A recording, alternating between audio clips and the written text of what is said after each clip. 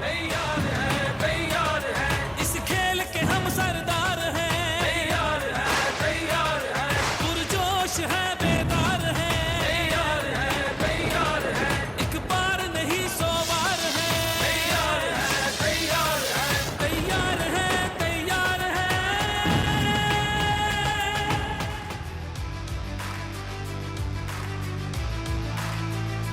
Hello and welcome to Cadbury Dairy Milk PSL Cricket Hangama presented by Coca-Cola, powered by Dolans, main sponsor TikTok and brought to you by Soul City and Zameen.com. हर पता हमें पता है जी। The PSL season 8 is on going currently. हमने अभी तक जितने भी मैचेस देखे काफ़ी एक्साइटिंग रहे, कुछ थोड़े वन साइडेड भी रहे, लेकिन अभी मुल्तान और कराची में मैचेस खेले जा रहे थे और अब जो है PSL की पहली जो लेग है वो कंप्लीट हो गई है। कल से मैचेस लाहौर में खेले जाएंगे end of course Lahore Qalandars will be in action in front of their home crowd. और अभी तक हमने टीम्स जो हैं सारी देखी हैं, उनके सारी स्ट्रेंथ्स और वीकनेसेस हमारे सामने आई हैं। कुछ टीम्स जो हैं वो स्ट्रॉन्ग अभी लग रही हैं top of the points table, कुछ जो हैं वो अभी थोड़ा सा स्ट्रगल कर रही हैं अपने कॉम्बिनेशंस के साथ, थोड़े प्लेयर्स इंजर हो रहे हैं। तो बहुत कुछ हो रहा है PSL में इस बार। It's as exciting as ever. और अभी मज़ीद हम बात करेंगे अभी तक जितने भी मैचेस हुए हैं और जो प्लेयर्स हमारे सामने आए हैं, क्योंकि आज के एपिसोड में कोई मैच स्पेसिफिक नहीं है डिस्कस करने के लिए, लेकिन फिर भी there is still lots more that we have for you today on the show. मेरे साथ हैं स्टूडियो में former Pakistan captain the run machine Mohammad Yousuf. अस्सलाम वालेकुम सर। और जी ऑनलाइन हमें ज्वाइन कर रहे हैं the speedster the unreadable Mohammad Asif. अस्सलाम वालेकुम आसिफ। जी वालेकुम सलाम। Gentleman thank you so much for joining me. आज का शो जो है वो हम कोई मैं सोच रही थी कि हम बात करें अभी तक जितनी परफॉर्मेंसेस PSL के सीज़न में हमारे सामने आई हैं, बैट्समैन भी we have seen runs and runs being scored, specially Multan में मुल्तान सुल्तान्स ने जो काफ़ी डोमिनेट किया हुआ है। और बॉलिंग के ऊपर पहले हम ज़रा बात करते हैं बॉलर्स पे, क्योंकि आई थिंक आसिफ आप काफ़ी कीनली फॉलो कर रहे हैं PSL और आप सारे बॉलर्स को बहुत एनालाइज कर रहे होंगे, हर किसी की परफॉर्मेंस। अभी तक अगर हम देखें जो टॉप के नाम हमारे सामने आए हैं बॉलिंग में, Ehsanullah is one of them, फिर ऑफ कोर्स अब्बास आफरीदी ने भी काफ़ी अच्छे स्पेल्स कराए हैं, उसामा मीर है, मोहम्मद हसनैन है। आप अपने मुझे टॉप बताएं बॉलर्स आपकी नज़र में जो इस बार सबसे डिस्ट्रक्टिव अभी तक जा रहे हैं। रोहा, आप अभी दो फास्ट बॉलर को भूल गई है। मेरा ख्याल लाहौर कलंदर्स के जो तो मेन फास्ट बॉलर हैं जी जी केंशा अफरीदी और हारिस रऊफ, वो ऑफ भी कोर्स वो तो अभी no goes without saying doubt for some time वो एक्सपेंसिव होते हैं, सम टाइम बड़ी अच्छी बॉलिंग करते हैं।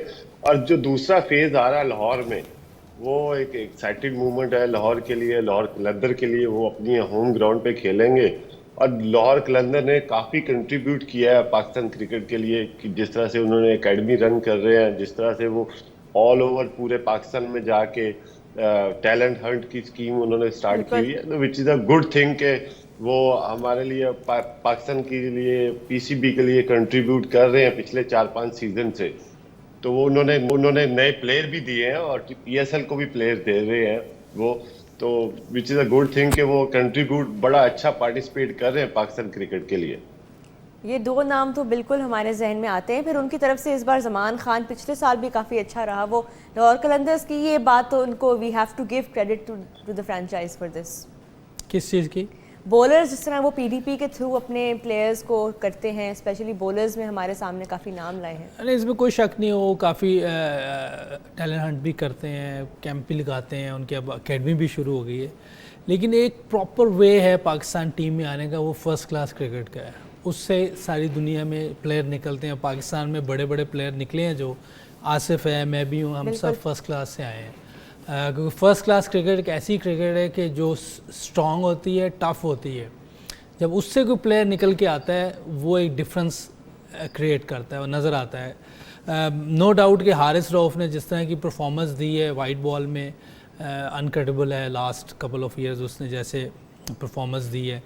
बॉलर्स फिर भी निकल आते हैं, क्योंकि बॉलर्स पाकिस्तान में कोई कमी नहीं है। आप ईंट कूटो तो बॉलर निकल आता है। मेरा ख्याल है कि वसीम भाई को भी ऐसे किसी ने देखा था, उन्होंने कहा जी इनको 3 डे डायरेक्ट ला दिया, उन्होंने 7 विकेटें ले ली। वकार यूनुस को देखा लोगों ने कि बड़ा तेज़ बॉलर है। अभी एहसान उल्लाह जो खेल रहा है, ये जब 1-2 साल पहले एकेडमी में आया था, जितनी इसकी पेस थी उसी पर विकी भाई ने कह दिया था ये खेलेगा, कुछ ना कुछ करेगा। तो फास्ट बॉलर आना कोई बड़ी बात नहीं है। स्पिनर और बैट्समैन, ये एक सिस्टम चैलेंज है हमारे पास कि ये कहाँ से आएंगे, ये कौन लाएगा, और ये फर्स्ट क्लास से आएगा। ये ऐसे टैलेंट हंट से मेरा नहीं ख्याल कोई आ जाए, वो अलहदा बात है। टैलेंट बहुत ज़्यादा है किसी में। शादाब खेल के आ रहा है कि सिस्टम से आ रहा है, मेरा नहीं ख्याल डायरेक्ट कहीं से बाहर से हुआ है। मेरा ख्याल है कि सिस्टम से है, क्योंकि मैंने देखा उसको PSL में ही है, क्योंकि नीचे वाली क्रिकेट टीवी में आती नहीं है, लेकिन मेरा ख्याल है वो अंडर-19 अंडर-16 खेलता हुआ कहीं से आ रहा है। तो उसमें टैलेंट था तो 16 और 19 खेला है, डायरेक्ट उसमें नहीं आया।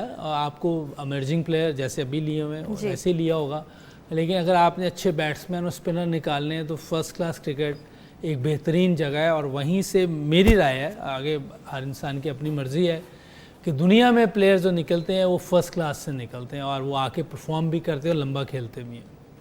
बिल्कुल, ये अभी हम स्पिनर्स के ऊपर भी थोड़ी और बात कर सकते हैं। जी रोहा, आपकी मैं बात काट रहा हूँ। तो यूसुफ भाई द फर्स्ट पर्सन जिन्होंने मुझे सरप्राइज दिया था कि मैं टीम में हूँ।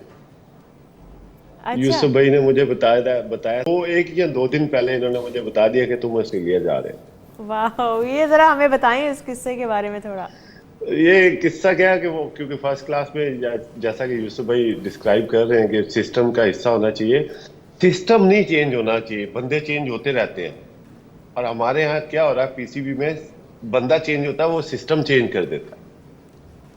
तो सिस्टम वही चलना चाहिए जहां से प्लेयर लॉन्ग टर्म रन करते हैं, लॉन्ग टर्म विकेट लेते हैं, लॉन्ग टर्म फिर वो अपने कैरियर को बढ़ाते हैं। तो सिस्टम चेंज नहीं होते, बंदे चेंज होते रहते हैं, जो कि पूरी दुनिया में आप उसकी बड़ी मिसालें हैं कि सिस्टम वही चलता है। आप उसी टॉपिक पे आता हूँ कि मैंने फर्स्ट क्लास सीजन में विकेट ली थी, मुझे कैंप में बुलाया गया। उस वक्त अनफॉर्चुनेटली कि वो हैपन हो गया, बॉब वुलबर्ग इस दुनिया में नहीं रहे। तो वो कोच थे हमारे, one of the best coach थे वो, मेरा ख्याल है दुनिया में one of the best coaches में उनका नाम जाना जाता है। तो यूसुफ भाई ने, हम लोग कैंप में आए, जिस तरह के कैंप में मैंने बॉलिंग की, तो हमारा टूर जाना था। उस वक्त मैं यंगस्टर था, नया नया आया हुआ था। तो यूसुफ भाई ने, मुझे याद है कि एकेडमी में ये आ रहे थे वॉक करके, तो मैं इंटर हो रहा था एकेडमी, तो यूसुफ भाई ने बोला था कि आप ऑस्ट्रेलिया जा रहे हो।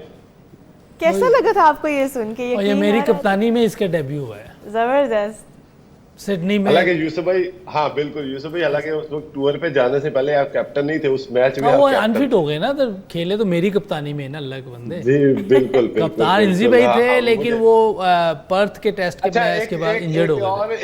एक और मोमेंट है कि मैं, पहला मैच था, सरप्राइजली मेरे से कोई विकेट नहीं ली गई, तो गिलक्रिस्ट मेरे सामने खेल रहा था। तो मैंने उसको पहला बॉल किया, उसने मिड ऑफ किया, मिड ऑन के ऊपर से मुझे छिक्का मार दिया। यूसुफ भाई ने बोला आप इसको ना यहाँ पे बॉल करो, तो मैंने उसको वहां पे बॉल की, उसने फिर छिक्का मार दिया। मैंने कहा यूसुफ भाई अब क्या करूं? यूसुफ भाई ने कहा हुन जो करना तू आप ही करना, मैनू ना पूछ। मसला ये कि गिलक्रिस्ट प्रॉपर प्लेयर था और बहुत डेंजरस था। वो जितनी तेज़ी से वेट शिफ्ट करता था, आगे भी पीछे भी, कट पुल, हर शॉट उसको खेलनी आती थी। उसके सामने और उस टाइम बॉलिंग करना, जब मेरा ख्याल 300-350 लगा हुआ और 7वें नंबर पे गिलक्रिस्ट आ रहा हो, बड़ा टफ हो जाता है किसी भी टीम के लिए, किसी भी बॉलर के लिए, अनलेस कि आपका बहुत अच्छी रिवर्स स्विंग हो रही हो या ऐसा बॉल चल रहा हो तो फिर बच सकते हैं उससे, वरना डेब्यूटेंट था आसिफ। और आपको क्या आसिफ की बात सबसे स्ट्राइकिंग लगी थी उस टाइम पे? अच्छा, आसिफ जो कि देखें फर्स्ट क्लास खेलता हुआ आ रहा था, इसका जो रिस्ट पोजीशन थी, जिस तरह इसका सीम बॉल होता था, अगर आज भी किसी से भी दुनिया में पूछें तो वो ऑब्वियसली इसका सीम में नाम लेते हैं कि जादूगर था एक, और दिखाया भी हुआ है। जिस तरह की इसने बॉलिंग की हुई है वो ढकी चुपी है नहीं। कराची टेस्ट में जो बॉलिंग की है, मेरा कमेंटेटर उनके पास वर्ड ही नहीं थे कि क्या अल्फाज इस्तेमाल करें। ये नहीं कि सामने है तो इसलिए, अब मैं ना भी करूं तो टीवी में नजर आ रहा था किस तरह की बॉलिंग कर रहा है। और अभी भी दुनिया के इतने ऐसे बैट्समैन हैं जिनसे आप पूछे ना कि वो आसिफ का नाम ले बॉलर है जो आपको लगता था डेंजरस सबसे ज्यादा, तो आसिफ का नाम लिया जाता है। ऑब्वियसली इसने जैसे बॉलिंग की हुई है, हालांकि पेस इतनी नहीं, लेकिन बड़ी ज़बरदस्त जगह थी जहाँ बॉल करता था, और जिस तरह और इसको करना आता था। एक ये होता है कि हो गया है, एक इसको दोनों तरफ करना आता था। और मेरे साथ फिर एक और टेस्ट सीरीज़ में गया था ऑस्ट्रेलिया 2009-10 में, उस वक्त मैं तो फुल कैप्टन था। तो उसमें सिडनी टेस्ट जो था उस वक्त इसने गेंद पकड़ा, इसने कहा अब मैं वो आवाज़ नहीं निकाल सकता जिस तरह इसने उसको आवाज़ दी थी। तो ये तो मैं निकाल दे नहीं तो इसने कहा मैं अब बॉल अपनी मर्जी से आपको दूंगा। मैंने कहा आप लंच तक बॉलिंग करो भाई, मुझे क्या है। अच्छा। आप बॉलिंग करो, आप बॉलर हो। अच्छा। जब आप थक जाए आप बॉल वापस दे दें। और इसने काफ़ी लंबा स्पेल किया, और किसी भी टीम के लिए इसका सामना करना मुश्किल काम था। आसिफ, आपने इतने अरसा क्रिकेट खेली और ज़बरदस्त आपके बॉलिंग स्पेल्स अभी भी हम जब देखते हैं ऑनलाइन या याद करते हैं, बहुत सारे स्पेल्स आई एम श्योर आपके माइंड में होंगे। लेकिन अगर मैं आपसे पूछूं कि आपकी नज़र में, आई एम श्योर ये आपसे बहुत लोगों ने ये सवाल किया होगा, लेकिन एक बार फिर हम सुनना चाहेंगे आपकी ज़ुबानी कि आपका फेवरेट स्पेल कौन सा रहा है आपकी नज़र में? काफी स्पेल है, उसमें थोड़ा सा डिस्क्राइब करना थोड़ा मुश्किल हो जाता है कि जैसा कि यूसुफ भाई की बात मैं कंटिन्यूसली करता हूँ कि सिडनी टेस्ट में हम लोग फिर दोबारा गए, क्योंकि पहली सीरीज में मैंने काफी मार खाई थी। एक मैच के बाद मेरा कमबैक नहीं, फिर मैं टीम से आउट हो गया था। तो मुझे वर्ड्स याद हैं, बॉब वुलमर को मैंने उस वक्त वही कोच थे जब मैंने मार खाई थी, और मैंने बोला था ये मेरी जगह है, मैं दोबारा इस जगह पे कमबैक करूंगा, और स्ट्रांगली फिर मैंने करके भी दिखाया। ये होता है believe yourself as a youngster के लिए, कि अपने ऊपर आप बिलीव रखो कि और इतने हार्ड वर्क जरूर करो। क्योंकि कुछ लोग मुझे बोलते हैं मैं नेचुरल बॉलर था, नेचुरल चीजें होती है, गॉड गिफ्टेड होती है, अल्लाह ताला ने मेहरबानी करता है तो आप उस मुकाम पे पहुंचते हो, मगर उसके पीछे हार्ड वर्क भी जरूर होता है। अच्छा आसिफ, आपने ये जो अभी आपने सेल्फ कहा है ना, जिस स्टाइल से लग रहा अमेरिका में बैठे लोगों को पता चल गया जिस स्टाइल से आपने अभी कहा। यूसुफ भाई पकड़ लेते हैं ये बातें वैसे। अच्छा स्टाइल है। मेरे कैप्टन है, मेरे कप्तान है, मेरे बड़े पायनवी ने, तो वो थोड़ा जा मुझे जज कर लेते हैं मेरे साथ। अच्छा हमने खेला हुआ क्रिकेट। यूसुफ भाई और तुसी उस मैच में मेरे से हुआ क्या था कि मैंने नया बॉल करना था और मेरे से एंड चूज गलत हो गया था, अगर आपको याद हो तो। पहले मैं उस एंड से बॉलिंग कर रहा था सिडनी टेस्ट में। पहले वाले या दूसरे में? सिडनी टेस्ट की बात कर रहा हूँ। नहीं, डेब्यू वाले में या बाद वाली सीरीज में? नहीं, बाद में जो 2008 के 9 में जो था, मेरे से एंड चूज गलत हो गया था। मैंने ही नया बॉल किया था, मगर होता क्या, सम टाइम आप एंड चूज गलत कर लेते हो, सम टाइम आप बॉल गलत चूज कर लेते हो।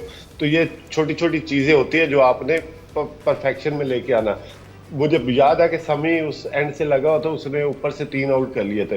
तो मैंने आपसे बोला था कि यूसुफ भी मेरा एंड चेंज करवाए थे, आपने बोला यार वो समी लगा हुआ है, तो जब वो हटेगा तो फिर मैं आपको उधर से लेके आता हूँ। हालांकि मैंने 1 ओवर के बाद वहां उस एंड पे आ गया था, क्योंकि समी ने अपना स्पेल कर लिया था 5-6 ओवर का, तो मैंने कंटिन्यूस रख रहा। और उस मैच में जो विकेट दिलाने में यूसुफ भाई का बहुत बड़ा कंट्रीब्यूट है, क्योंकि इन्होंने मुझे हटाया नहीं था और मैंने विकेट भी ली। अपने कैरियर के बेस्ट फिगर उस मैच में मैंने दिखाए। उसमें कप्तानी का बड़ा अमल दखल होता है। I'm sure ये क्रेडिट मैं यूसुफ भाई को दूंगा।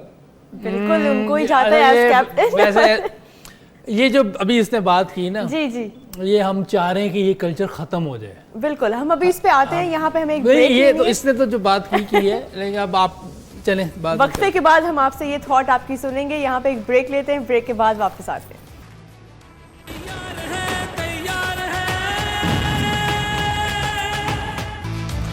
जी welcome back to Cadbury Dairy Milk PSL cricket Hungama presented by Coca Cola, powered by Dawlance, main sponsors TikTok and brought you by Soul City and ज़मीन.com। हर पता हमें पता है। ब्रेक से पहले एक बहुत इंटरेस्टिंग डिस्कशन जारी थी। मोहम्मद आसिफ और मोहम्मद यूसुफ मेरे साथ मौजूद हैं। यूसुफ भाई, आप कुछ ऐड कर रहे थे कल्चर के बारे में, कप्तानी के बारे में। थोड़ा सा ना, जब पिछले 2-3 साल से हम क्रिकेट एकेडमी में थे, मैं, क्लैन भाई और एक और हमारे साथी हैं उमर रशीद साहब, बैठ के हम मशवरे करते होते थे कि किस तरह प्लेयर्स को या नीचे लेवल ऊपर कैसे लेके जाना। तो एक चीज़ ये भी आती थी कि ये हमारे टाइम पे था, हमने भी ये किया हुआ है कि कप्तान की वजह से ये हो गया, कोच की वजह से ये हो गया।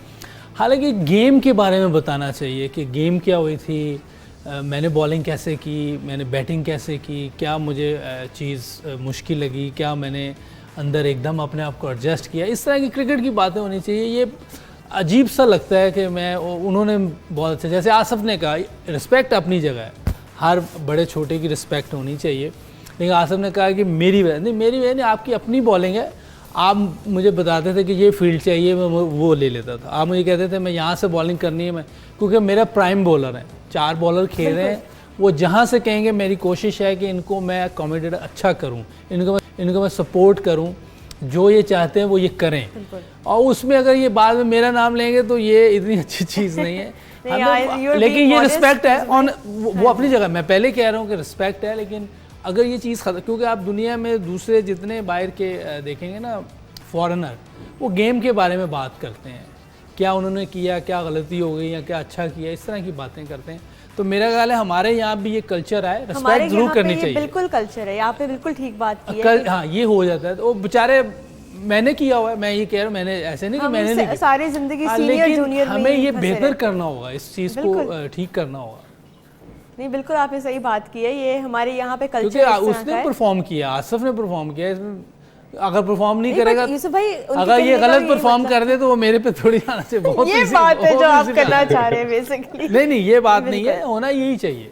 नहीं, बिल्कुल सही बात है, कप्तान का भी एक इम्पैक्ट होता है, लेकिन ज्यादातर जो परफॉर्मेंस होती है वो प्लेयर की अपनी, बिल्कुल अपना स्किल होता है, अपना टैलेंट होता है। आप अंदर में ड्रेसिंग रूम में जिस तरह मर्जी की बात कर सकते हैं, जैसे मैं इंजी भाई के कप्तानी में भी खेल रहा हूँ, वसीम भाई के भी, वकार भाई के भी, मोइन भाई के भी, सब बहुत अच्छे हैं, सब अच्छी बातें बताते हैं, सब कहते हैं। अच्छा, आपके फेवरेट कप्तान कौन से रहे जिनके मैं चारों के साथ, आपको एक का नाम नहीं, एक का नाम नहीं ले सकते, मुश्किल है, चारों बहुत अच्छे थे। कोई ऐसा कैप्टन देखें, इंडिविजुअल प्लेयर भी बहुत अच्छे थे सारे। और मैं, जो मेरा डेब्यू था, जो मेरे पहले कप्तान थे वो राशिद लतीफ़ थे जी, और उन्होंने मुझे कॉन्फिडेंस भी बहुत दिया। तो सारे कप्तान बहुत ज़बरदस्त हैं और सब चाहते हैं कि उनकी टीम जीते, क्योंकि वो जो जीतेंगे तो उनका भी नाम बनेगा, टीम का भी नाम बनेगा। बट आपकी नज़र में आपने सबसे ज़्यादा इम्प्रूव किसकी कैप्टनसी में किया और क्यों? नहीं, ये देखिए, इम्प्रूव का मैं नहीं कह सकता, लेकिन ये कि परफॉर्मेंस होती है कि आप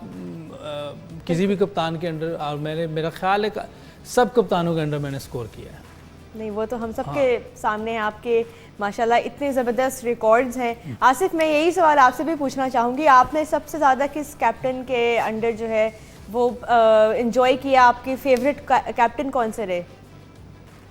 जी, क्वेश्चन बड़ा अच्छा है, क्योंकि मैं 3-4 कैप्टन के साथ खेला हूँ, इंजी भाई के साथ, लाला के साथ, यूनुस भाई के साथ और फिर शोएब मलिक के साथ। सबसे बेस्ट क्या बात होती है कि आप इतना परफॉर्म करके, आप इतना चीज़ें डेवलप करके आते हो, तो इंजी भाई द बेस्ट कैप्टन, क्योंकि वो स्लिप में खड़े रहते थे।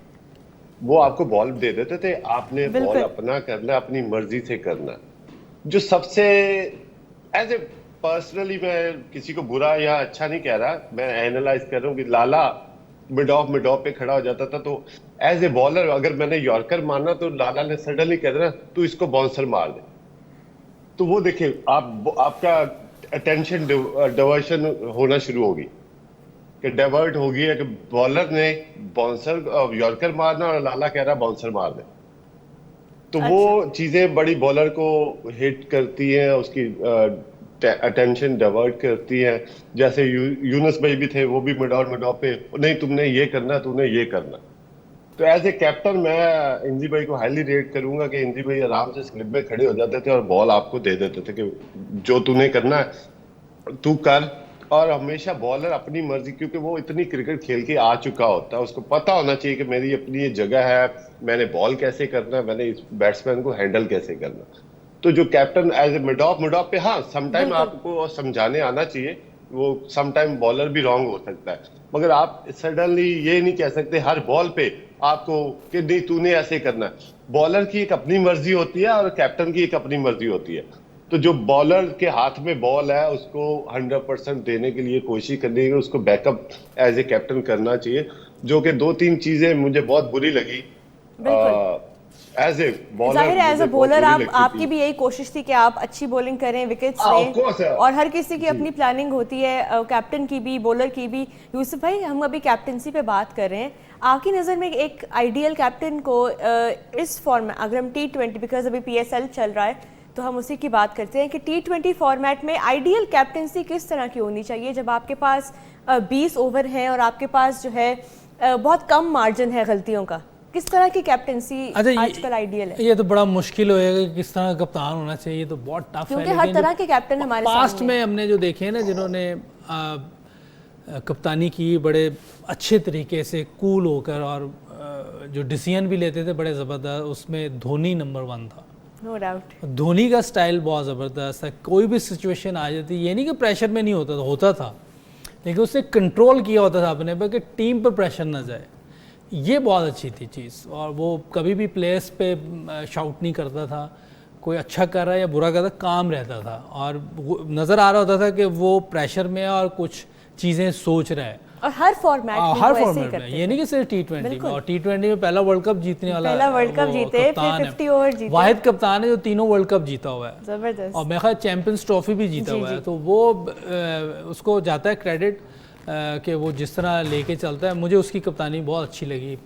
पाकिस्तान से बाहर अगर किसी को करना है, अगर आइडियल किसी को करना है, होना ऐसे ही चाहिए, क्योंकि कोई भी प्लेयर जानबूझ के गलती नहीं करना चाहता। वो भी चाहता है कि वो परफॉर्म करे, अच्छा खेले, लोग उसको प्रेस करें, स्टार बने वो। अगर किसी से गलती हो जाती है तो आप ड्रेसिंग रूम में जाके या वैसे कर सकते हैं। बिल्कुल। आसिफ, आप क्या ऐड करना चाहेंगे? धोनी जो है वो, उनकी बात अभी हम कर रहे थे, बड़े काम कंपोज्ड, और हर फॉर्मेट में ही उन्होंने जो है वो टाइटल जीता हुआ है अपनी टीम के लिए। तो नो डाउट वो तो इस वक्त सबके माइंड में आई थिंक महेंद्र सिंह धोनी आते हैं। जी बिल्कुल हो, नो डाउट उसका रैकेट बोलता है, उसकी चीज़ें बोलती हैं। और अभी हम पीएसएल की बात कर रहे थे कि पीएसएल में कौन काम एंड कूल रहता है। जैसा कि मैंने पहले बोला कि रिजवान इस तरह कूल एंड काम माइंडेड से चल रहा है, उसके हाईएस्ट नंबर्स भी हैं, और उनके बॉलिंग में भी नंबर्स काफ़ी अच्छे फिगर्स चल रहे हैं। इसका क्रेडिट जाता है पूरी टीम मैनेजमेंट को, और पूरा जो सेटअप अच्छा चल रहा है ओवरऑल। आप थ्रू आउट 2-3 सीजन से देखें तो मुल्तान सुल्तान एक अच्छा सेटअप लेके चल रही है। और दूसरा, अभी शिफ्टेड हो गया लाहौर में, तो बड़ी लाहौर को थोड़ा सा एज जरूर होगा, होम ग्राउंड पे खेलेगी। और आपको पता है लाहौर का जो क्राउड है वो हमेशा लाहौर कलंदर को ही सपोर्ट करता रहा है और करता रहेगा।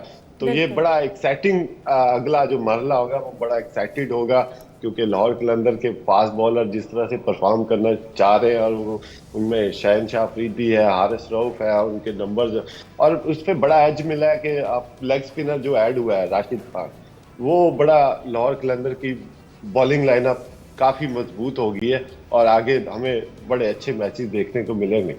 जी बिल्कुल। कज़ाफ़ी स्टेडियम में जो फैंस हैं, शायकीन हैं, वो भी आएंगे, हाउसफुल कर। और अभी लाहौर के मैचेस भी होने हैं, अभी पिंडी के मैचेस भी होने हैं, और रावलपिंडी के भी जो फैंस हैं वो किसी से कम नहीं है। जी अभी तक पहली लेग हुई है पीएसएल की, और अब मैचेस कल से लाहौर आ रहे हैं। लाहौर के जो फैंस हैं वो भी स्टेडियम्स भरेंगे, सारे शायकीन आएंगे अपनी टीम को सपोर्ट करने, और उसके बाद ऑफ कोर्स रावलपिंडी में भी मैचेस होंगे। So a lot of cricket yet to come in this season of PSL. यहाँ पे एक ब्रेक लेते हैं, ब्रेक के बाद वापस आके बैटिंग के ऊपर बात करेंगे।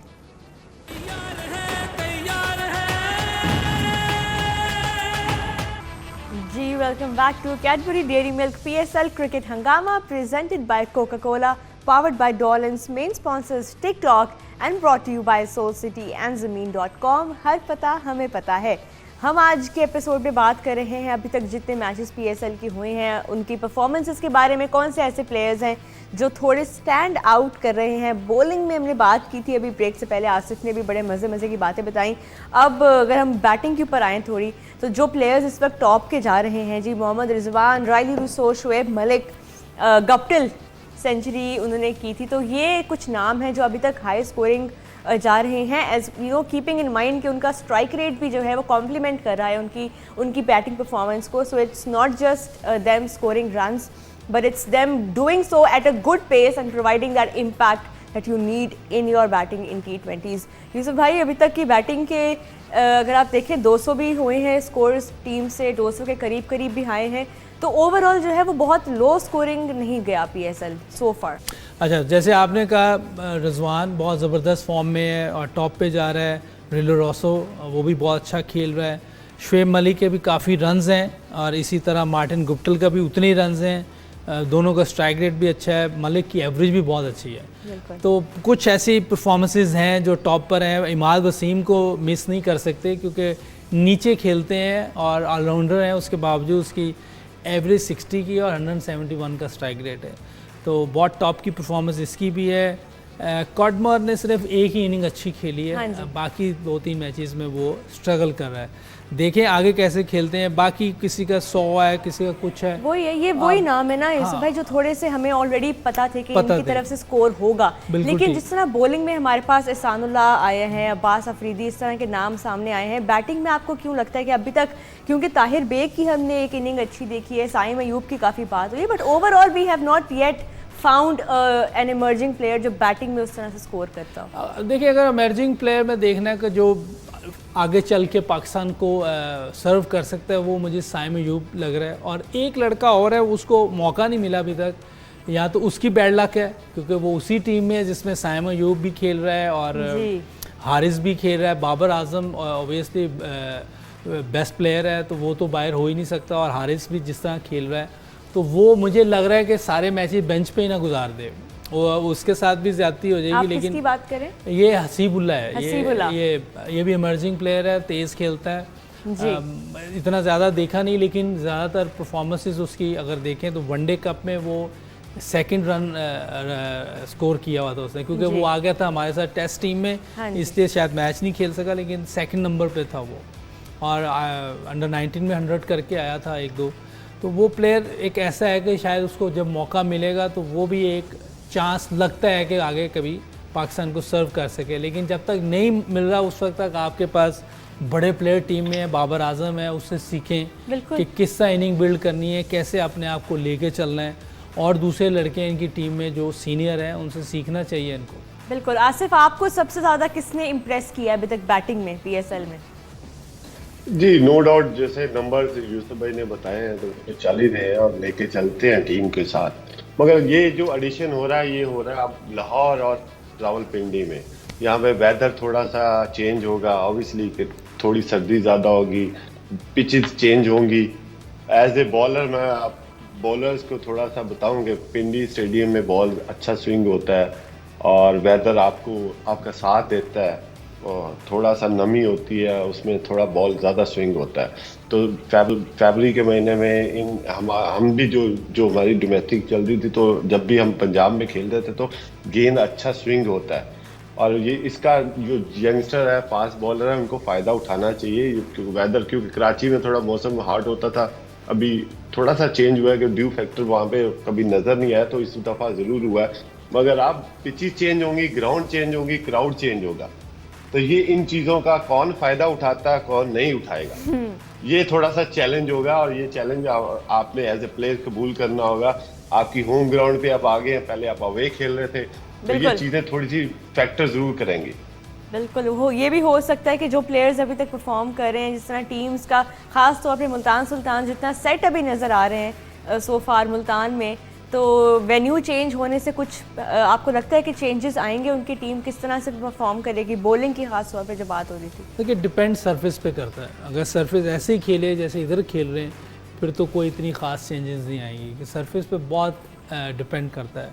क्योंकि अगर बॉल थोड़ा सीम हुआ, जैसे आसिफ कह रहा है कि पिंडी में थोड़ा सा मौसम जो है लाहौर से भी ज़्यादा ठंडा होता है, 2-3 टेम्परेचर का फ़र्क होता है, लेकिन अगर विकेट ही बिल्कुल फ्लैट हुई, जैसे कि हमारे टेस्ट मैच में थी कि पहले दिन ही 500 रन बन गए थे, तो फिर तो मेरा ख्याल है कि बैट्समैनों के लिए मज़ा है। वैसे तो क्रिकेट ये T20 या वनडे क्रिकेट जो है बैट्समैनों के लिए, बॉलर्स आते हैं बेचारे, मार खाते हैं, वापस चले जाते हैं। जो बहुत स्किलफुल होता है वो कुछ बचता है, वरना उसको भी 30-40 रन से उसको भी पड़ जाते हैं। 10 रन देना तो इन विकटों पे मेरा ख्याल है कि मैं समझता हूँ फिर भी अच्छी बॉलिंग है, जिस तरह की विकटें होती हैं, जिस तरह के चीज़ें चल रही हैं। डिपेंड, अगर सीम हुआ, वेदर में कुछ नमी हुई, तो फिर शायद ऊपर से 6 ओवर्स में कुछ टफ हो इनको, वरना और होना चाहिए ना, मतलब हमारे लिए भी, व्यूअर्स के लिए, ऑडियंसेस के लिए भी एक इवन कॉन्टेस्ट हो ना बिटवीन बैट एंड बॉल। ये तो नहीं हो सकता,